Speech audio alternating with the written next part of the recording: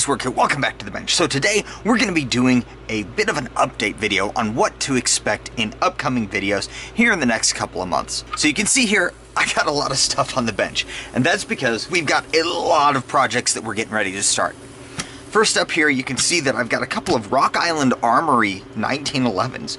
Now, these guys, we're just doing a quick sight swap on. So that gives us a total of 3 1911s on the bench. Now, as I said, these first two are just getting sight swaps. This one, however, is getting significantly more done to it. So let's set this guy aside really quick, and let's take a look at these guys.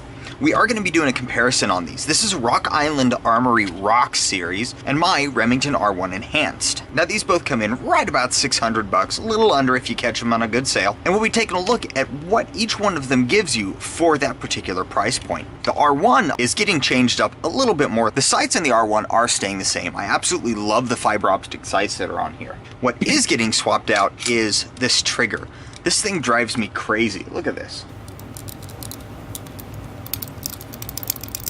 I don't know if you can hear that thing flopping around in there, but we're going to fix that by putting in a new trigger. Now I looked and looked and looked to try to find something that was different, and I think I found something. This is the Edge from Evolution Gunworks. And oddly enough, this is straight off of Amazon. You'll be able to find a link for this in the description down below. So it's going to give us just enough of a difference here. You can see that stock, this thing comes with just the 3-hole one.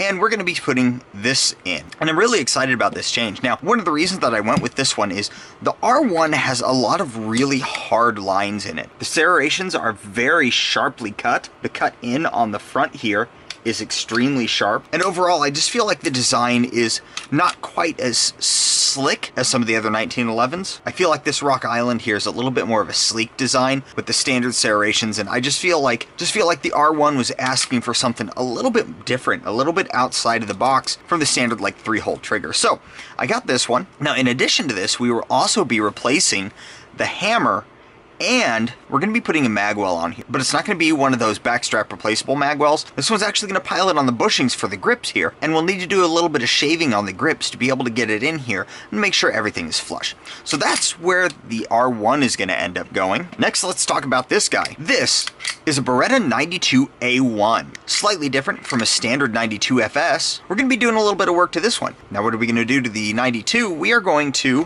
replace the stock polymer trigger with a Wilson Combat short reach steel trigger. In addition to that, we're going to be replacing the nasty, ugly stock Beretta 92 hammer with the Beretta skeletonized. Now, generally speaking, the external dimensions of this are pretty much the same. However, that skeletonization takes away this nasty slab side that you get here, and I'm not a fan of this hammer. I don't think that it looks good on here. I don't think that it matches the nice, stylized, beautiful look of this firearm, and I hate this hammer. So we're going to be replacing the hammer, and last we're going to be putting in the Wilson Combat spring kit. Now, this spring kit is pretty in-depth. Not only is this going to replace the hammer spring, but this is also going to replace the recoil spring along with a couple of the springs in the top end, like the firing pin spring. And the fun part is, to replace the firing pin spring, to get that firing pin out, I have to disassemble more or less the entire top half of this thing.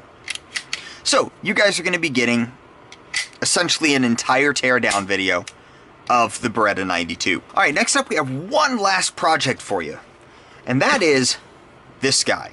Now this is my carry gun. This is my PO1. And you'll remember that prior to USPSA season, we did the trigger job on my SPO1. We took the trigger from the SPO1 from a 12-pound double action and about, I think it was like a 5.5-pound single action, all the way down to a 7-pound double action and a 3.5-pound single action.